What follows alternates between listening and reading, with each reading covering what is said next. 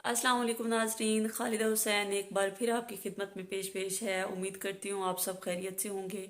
और मैं एक बार फिर आप लोग को शुक्र अदा करती हूँ कि आप लोगों ने मेरी ये वीडियो देखने के लिए अपना बहुत ही कीमती वक्त निकाला। नाजरीन, आज मैं अपनी ज़िंदगी के जो दो तजुर्बात आप लोगों के साथ शेयर करने जा रही हूँ वो हैं सब्र के साथ अल्लाह ताला की रज़ा पर राज़ी रहना और उन लोगों को माफ़ कर देना जिन्होंने ज़िंदगी में आपके साथ बहुत बुरा किया हो। जी नाजरीन, अगर आप इन दो चीज़ों पर अमल कर लेंगे ना तो मैं कहती हूँ कामयाबी आपके कदम चूमेगी और आपके लिए रास्ते आसान होते जाएंगे। नाजरीन, एक टाइम था जब मैं सोचती थी कि मैं ये बनूंगी, मैं ये करूंगी। स्टडी का ख्वाब, जॉब का ख्वाब मैंने कभी अपनी ज़िंदगी से नहीं निकाला। आगे बढ़ने का, कामयाब होने का ख्वाब हमेशा मैं कहती थी मैं ये बनूंगी, मैं ये करूंगी। लेकिन ज़िंदगी हमेशा एक नया मोड़ ले लेती थी और मेरे वो सारे ख्वाब जो हैं चेंज हो जाते थे कि मैं कुछ करना चाह रही हूँ तो अल्लाह ताला ने मुझे किसी और रास्ते पे लगा दिया है तो एकदम से सारा कुछ चेंज हो जाता था।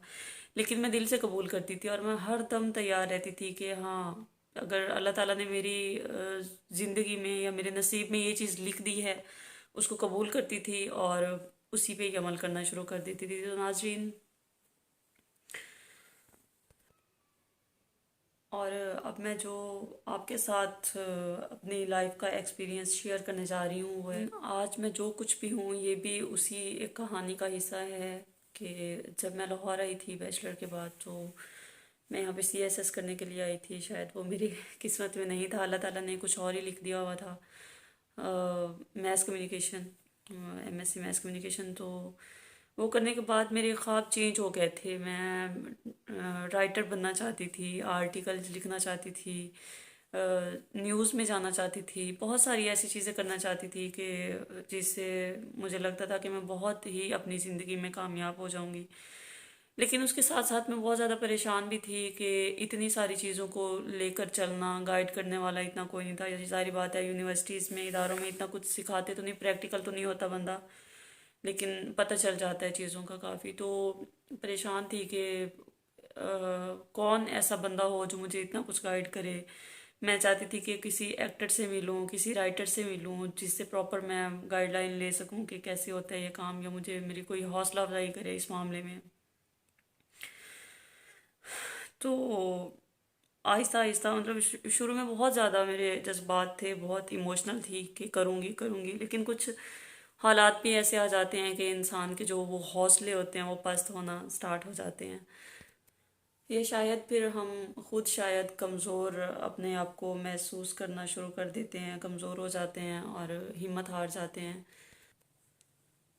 तो मैंने कोशिश की कि मैं किसी अच्छे राइटर से मिलूंगी और उससे इस मामले में डिस्कस करूंगी। और एक दो चैनल्स को अप्रोच किया कि वहाँ पे इंटर्नशिप मज़ीद करती हूँ और एज अ न्यूज़ एंकर में काम करूँगी। लेकिन जारी बात है, हर इदारे की अपनी डिमांड होती है। हर बंदा ये चाहता है कि हमें एक्सपर्ट्स ही मिलें, सीखने वाला कोई ना हो। लेकिन जब तक सीखेंगे नहीं तो सिखाएगा कौन? कोई सिखाएगा नहीं तो सीखेंगे कहाँ से?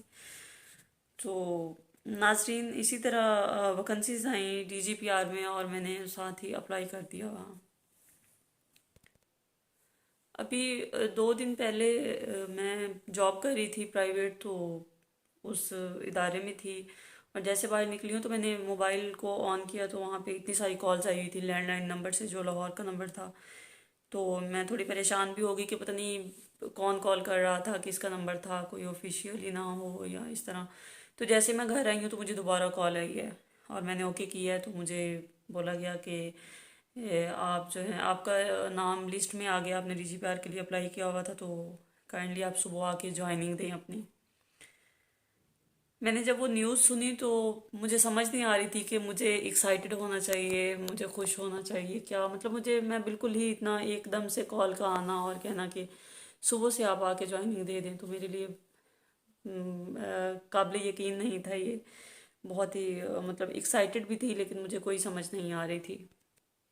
तो अगले दिन ही मैं तैयारी करके डीजीपीआर चली गई। टाइमिंग थी 9 to 5।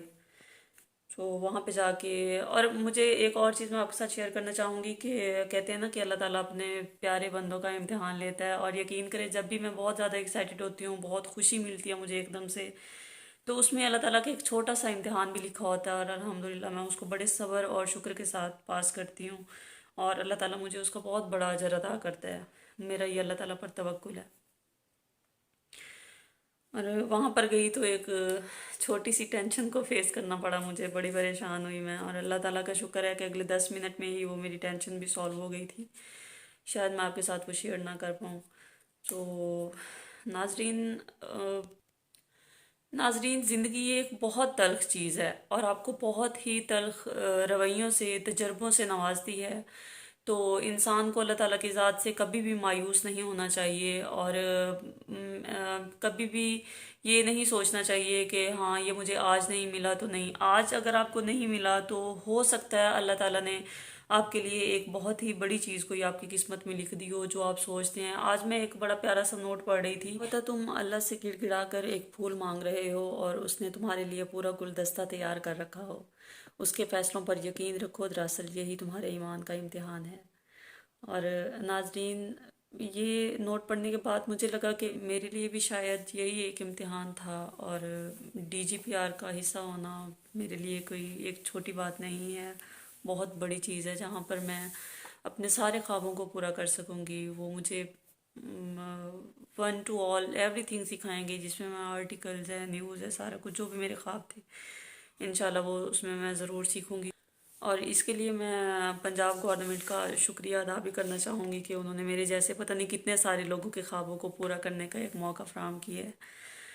تو ناظرین، آپ لوگوں سے ایک ریکویسٹ کروں گی میں کہ آج کل کے دور میں لڑکیاں کسی سے کم نہیں ہیں، ان کو پیچھے رکھنے کی کوشش نہ کریں، بلکہ اگر وہ اچھی نیت کے ساتھ آگے بڑھنا چاہتی ہیں تو پلیز پلیز پلیز ان کی مدد کیجئے، ان کا ساتھ دیجئے، ان کے کم از کم راستے کی رکاوٹ نہ بنیں آپ۔ اگر آپ کو اپنی بیٹیوں پہ، اپنی بہنوں پہ پورا یقین ہے تو آپ ان کا ساتھ دیں، ان کو آگے بڑھنے میں ان کی مدد کریں، اور انشاءاللہ ایک دن زندگی میں وہ ضرور آئے گا کہ وہی لوگ سلام کریں گے جن کی وجہ سے آپ اپنی بیٹیوں کو آگے بڑھنے سے روکتے ہیں۔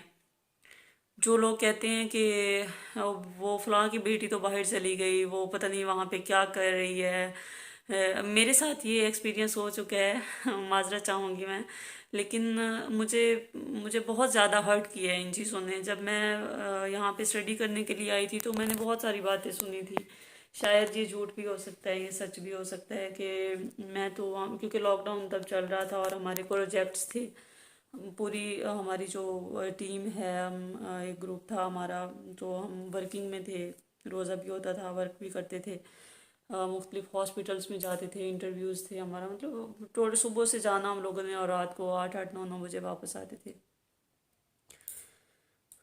اور جب کسی نہ کسی کی کال آنی پیچھے سے کہنا کہ فلاں بندہ یہ کر رہا تھا کہ ابھی تو لاک ڈاؤن ہے، چھٹیاں چل رہی ہیں، یونیورسٹیز بند ہیں، تو وہاں پہ پتہ نہیں کیا کر رہے ہیں، ہاسٹل بھی بند ہیں، تو بہت ہی ایسی چیزیں، ایسی باتیں جو ظاہری بات ہے، ایک بندہ سارا دن کام کر کے آتا ہے اور اس کے بعد ایسی باتیں سننے کو ملیں، ایسی ٹینشنز، تو میں بہت زیادہ اپسیٹ ہوتی تھی۔ تو میں چاہوں گی کہ پلیز اپنی بیٹیوں کو ایک موقع دیں، اور میرا یہ یقین ہے کہ اگر ان کی اچھی نیت ہے آگے بڑھنے کی، اپنے ساتھ اور آپ کے ساتھ کچھ برا نہ کرنے کی، اور جن بیٹیوں کو اپنے والدین کا، اپنے بھائیوں کا، اپنی فیملی کی عزت کا خیال ہوتا ہے، میرے خیال میں وہ دنیا میں کہیں بھی چلی جائیں، ان کو فرق نہیں پڑتا کہ وہ اکیلی ہیں، کوئی فیملی کا بندہ ان کے ساتھ نہیں ہے، یا وہ معاشرے میں سروائیو کیسے کریں گی، وہ کر لیتی ہیں۔